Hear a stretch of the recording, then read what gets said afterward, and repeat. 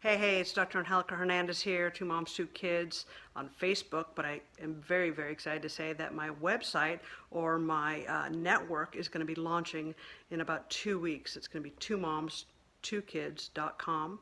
And let's see, I'm going to provide information, questions and answers. You can ask questions. You can even start now and just ask questions that you think you might be struggling with, or someone you know is struggling with issues of abuse or depression, anxiety. Maybe they have some familial issues that they're struggling with, and just trying to get some answers and get some relief. So if that is up your boat, please be sure to ask me questions, to stay tuned to Two Moms, Two Kids. Two moms because I'm a lesbian and my wife and I have two children, so hence the name Two Moms, Two Kids. Doesn't mean that all my information is lesbian based. I have more to offer than a lesbian perspective. I'm also a Ph.D. I have a doctorate in education from UCLA. I also have a master's degree from UCLA in developmental psychology. So, I've done my work. I've definitely done my research. And if there's anything that I'm interested in, I definitely do due diligence. I will investigate it. If you have a question and I really don't know how to answer it, before I answer it, I'll definitely do my research and investigate so that I give you an accurate answer, and that I give you information that is beneficial. Why waste your time? Why waste my time? This is my first time doing Facebook Live, and I'm noticing that I need some Botox. But anyway, I'm 46, so Botox or no Botox, I'm 46. I feel good for my age. As I said earlier, I have two kids, a 7-year-old and 9-year-old, second and third grader. So, I've got some insight to offer. How kids deal with situations at school, how teachers, affect children. I think that's critical. I think that, they spend most of their days in school. They've got 6 or 7 hours in school, and they're not awake that much during the daytime to be with us. So they really have a great influence on our kids, good and bad, right? If you have a hostile teacher, then guess what? Your kid's being subjected to that, and we don't want that. I am also an advocate for children. And when I say that, I'm talking about whether it's my neighbors, whether it's someone across the country.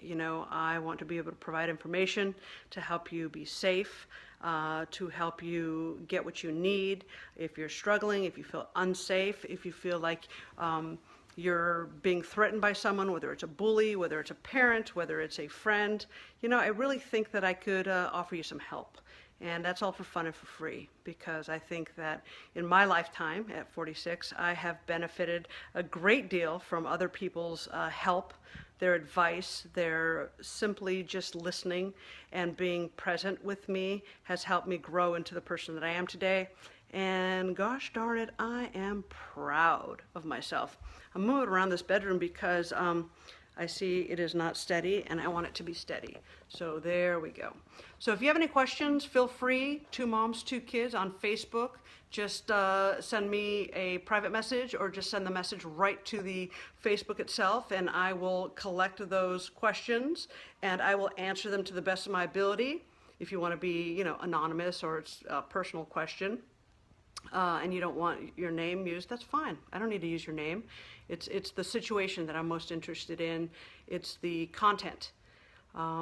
Also, if you want to share some fun stories, I have become a mamarazzi, which means that I'm obsessed with taking photographs of my kids, not just because they're cute, just because, I didn't have photographs when I was a little kid.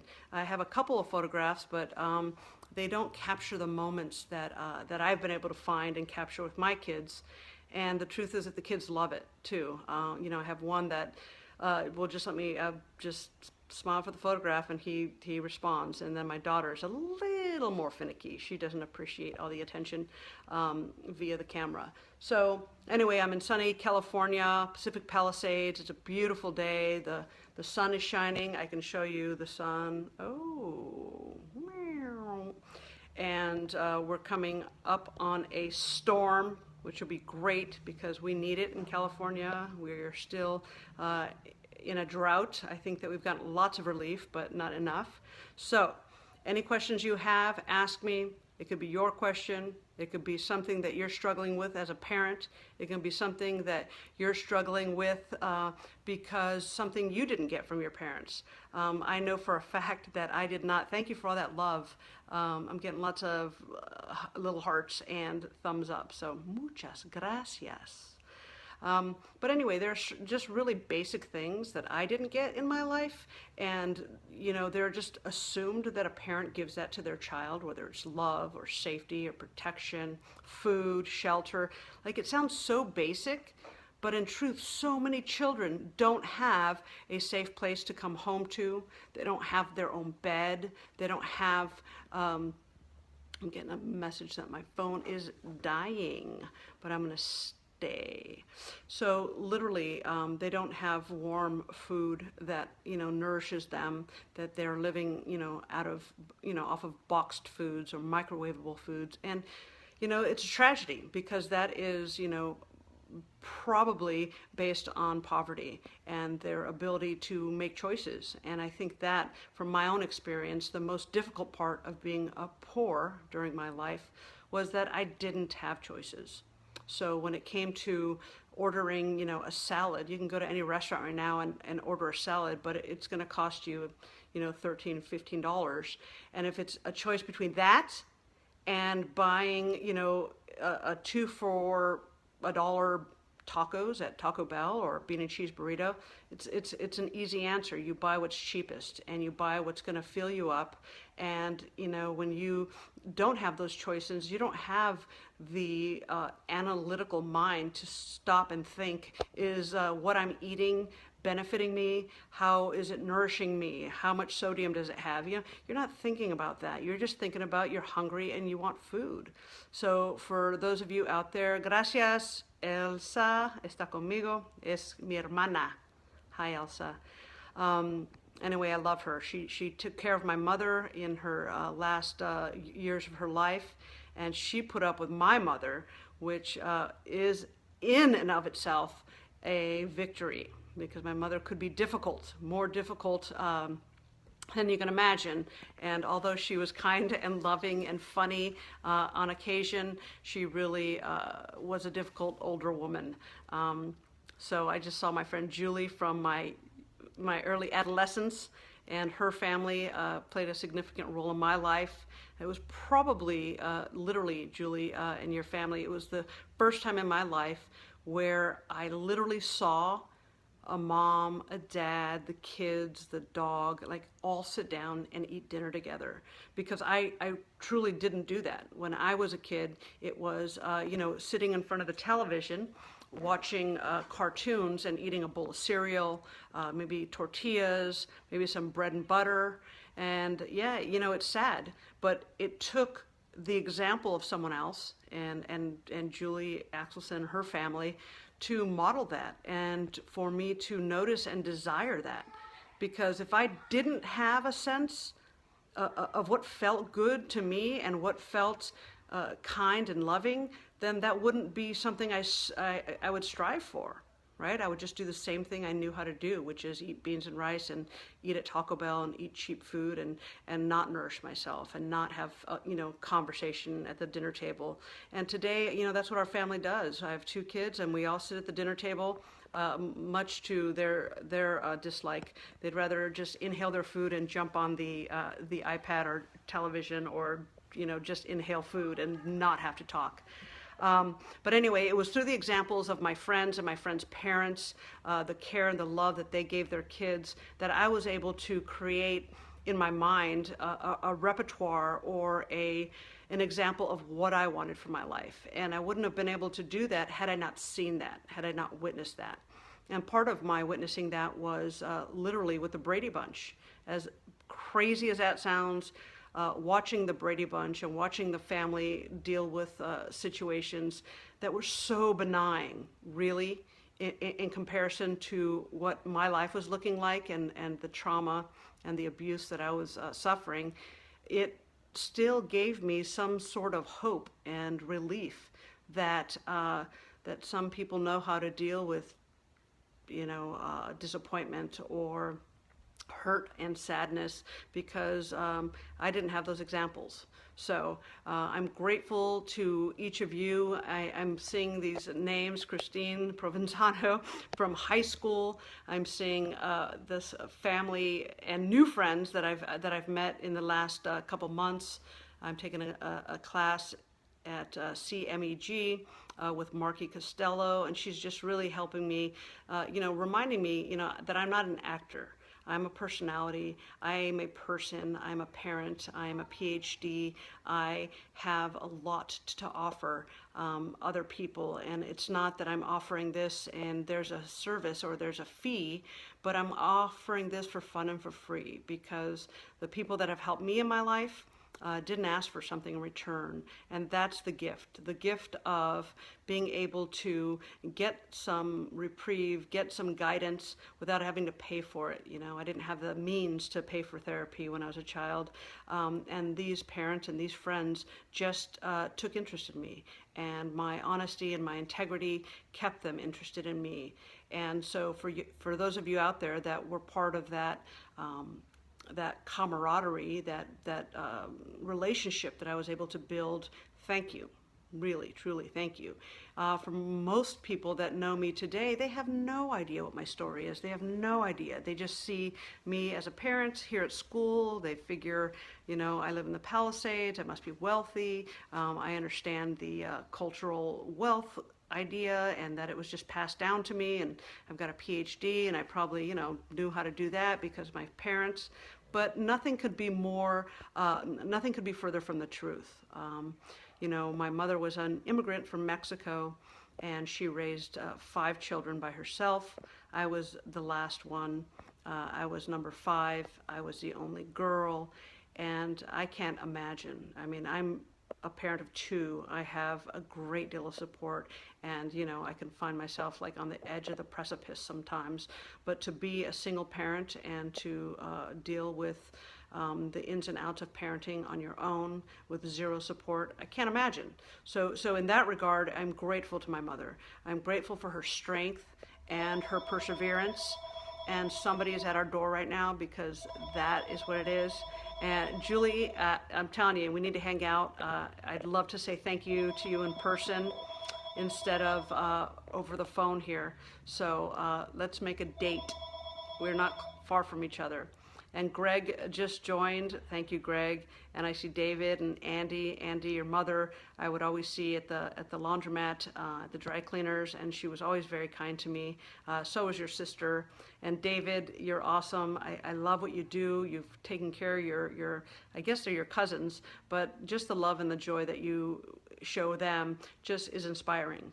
And I think that I've been able to build and maintain so many relationships based on the love and just the fact that we have to help each other. You can't just you can't live in isolation, and you can't not need things. And to be able to be vulnerable enough to say, you know what, I need your friendship, or I value this relationship. I think those are words that we don't hear often enough.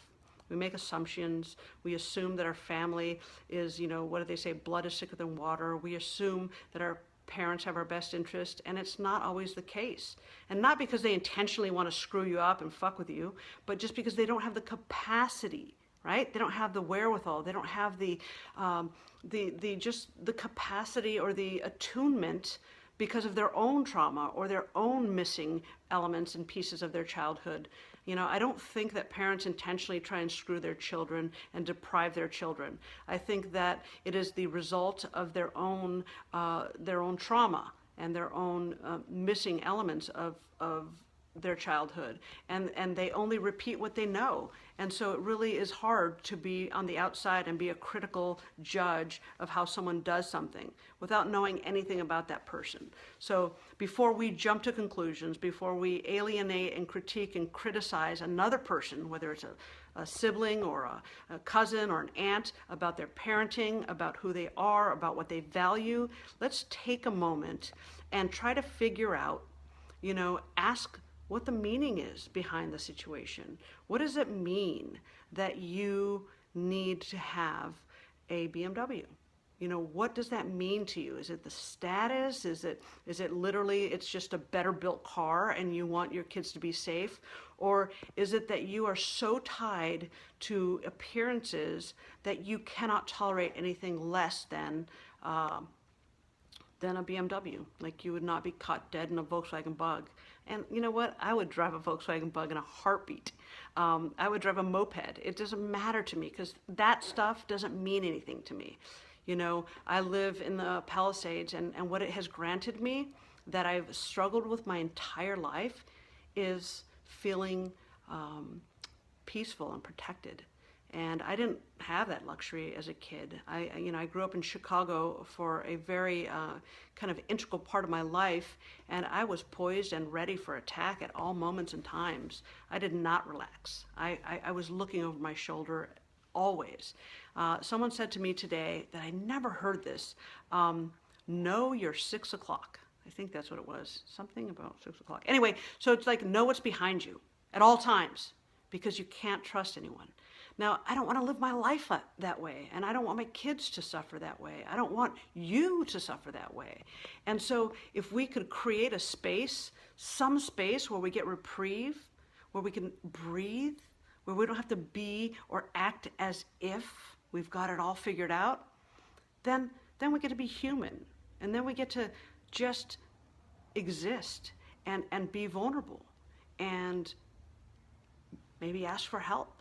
There's so much negativity about asking for help or not knowing how to do everything. And, you know, we've got to be able to ask for help. We can't possibly know everything, but we could extend the information that we have and share it with another person. And then it's like, you know, what was that? It was a commercial for Vidal Sassoon, something. Then they'll know and so on and so on.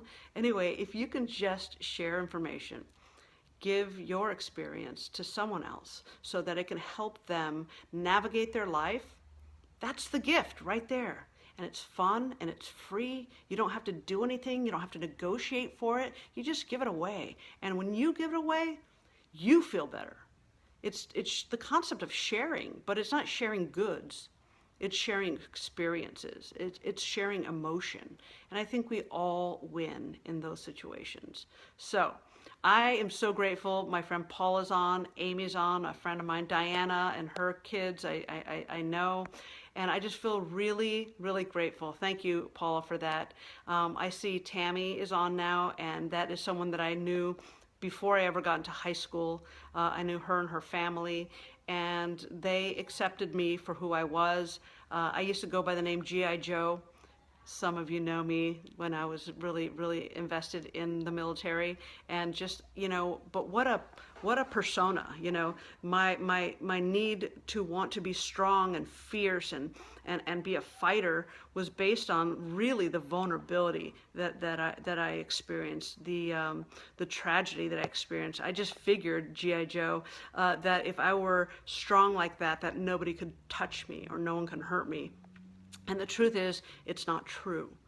It wasn't true because I just didn't have the protection. And being a 14-year-old kid or being a 7-year-old kid with a tough, strong exterior does not keep you from predators. It does not protect you from adults who have bad intentions. And I suffered at the hands of those adults who had bad intentions. They took advantage of my innocence. They took advantage of the fact that my mother was not watching me. They took advantage of the fact that I didn't have a father. I didn't have a man in the house who was accountable to the family. So therefore, it was as if I were an open target.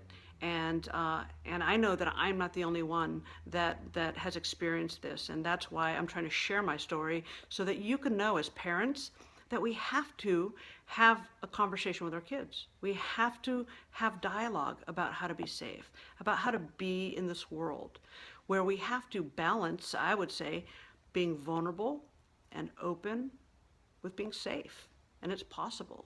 We know this, going to college. We have these young, sweet, innocent children that we think, and we put them into the world, and we tell them, do well in school and study hard and, focus on this and focus on that. And we forget to tell them that there's some danger out there, that we should be aware that you always go places in pairs, that you always hang out with your girlfriends, that you never do this, you never do that, because we're trying to help them be safe. And if you don't have those conversations with them, you're missing an opportunity. You're missing an opportunity to be safe, to be that shoulder to lean on, to be that person that they trust, to give them information that is current, that is beneficial. And it's not to scare people. I don't want to go scare people and say, people, I was victimized, I was raped as a child, and you can't go outside. Because that's not the point. The point is you need to live your life. But how do you live your life and be safe? How do you live your life and not be victimized? Well, there are tools, there are ways of being, there are cues that we have to do, that we have to pay attention to. We have something called intuition. It is the greatest gift to us. It's that feeling that you get in the gut that something's not right. Listen to that. Don't let anyone talk you out of that feeling. Don't let anyone say you're overreacting or you're too sensitive or whatever they want to say. My legs are going numb. But the sacrifices I make for you. Anyway, yes. So we have a conversation to be had. And like I said, you ask the questions, I'll do my best to answer them. I think that we have to take care of each other, take care of each other's children, not judge, not be critical of other people, but be more understanding and make the effort to have compassion, because you don't know anything about that person's life until you know, and as I said, until you've walked, a mile in their shoes, or in some cases barefoot, like many people do because they don't have the means to have the things that you have, then you don't get to judge. Really, do your own work. Be reflexive. Look at where you are and what you have to offer and how you behave, because it starts with you. The truth is, you're the example to your kids, to your husband, to your wife, to your family, and it's contagious. It really is. As you grow and get healthy and happy, you can then extend your hand and say, man, this is how I did it. I stopped judging people. I stopped being so harsh and critical.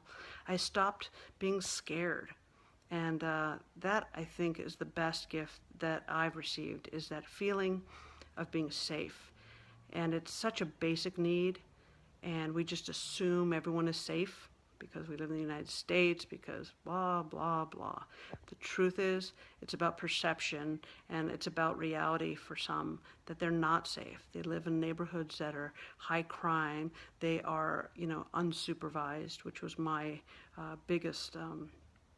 which is my mother's biggest neglect, was that she just didn't know where I was, and she also just didn't investigate. So I was accessible to anyone and everyone, and that is why I suffered the way I did. And at 5 years old, you don't have the language to say what's going on. And because one of my brothers was the perpetrator, he set the tone. I don't have a relationship with him today because he was just abusive, and he really set the tone for everything else that happened. So I don't need to be around people who just create pain and cause pain. I have enough wherewithal and enough courage to know that I don't have to endure that. And I was, at 12 years old, I was smart enough to stop it by not coming home until he was gone. And some of you knew me then. My friend Julie knew me then, and some people knew me then, when I was 12 years old. And the truth is, the last time I saw my brother, that brother, was when he kicked a door on my head. And I had a huge welt on my head. And I didn't go to school for 2 weeks because I had 2 black eyes. And yeah, I should have called the police. And yes, of course, he could have gotten arrested and all that stuff, but I didn't know what to do. I just knew that I was saving myself, that I just wasn't going to come home until he was gone. And that was the best gift I could have given myself. The best gift. Thank you, Julie. I had, After that, I got some reprieve because I wasn't afraid of my brother John anymore. I just wasn't afraid because he wasn't there. So I got to be, I had moments of being a child, moments of, and being in La Habra where my friend Julie was, and playing soccer and running around and riding bikes up and down the hill. That was like the childhood that I didn't get. And it was, 1 year, I was there for about a year, 1 year of safety, and that was influential, and that really helped me become the person I am today, along with all that other love that I got from people and friends, and that kindness. Kindness pays, and it's so easy to smile at a kid. Really, every time kids walk up and down my street, I always make sure I say hi to them. It embarrasses the hell out of my kids, but I'll say, hey, how's it going? You guys have a football game? And I'll just engage in conversation. And they get so excited because it's like adults talking to me, like, oh, wow. And they engage because they're noticed. And I don't perceive them as little punks or, those high school kids who are smoking cigarettes. I don't care. None of that stuff matters. Pay attention to the kid, not their action or the way they're dressed, or because they have their nose pierced or they have a tattoo on their forehead. Who cares? Like, just say hello. You have no idea. So that's it. I'm almost out of breath. Literally, my throat is raw. So I'm done for now. Thank you so much. Remember, 2 Moms, 2 Kids on Facebook.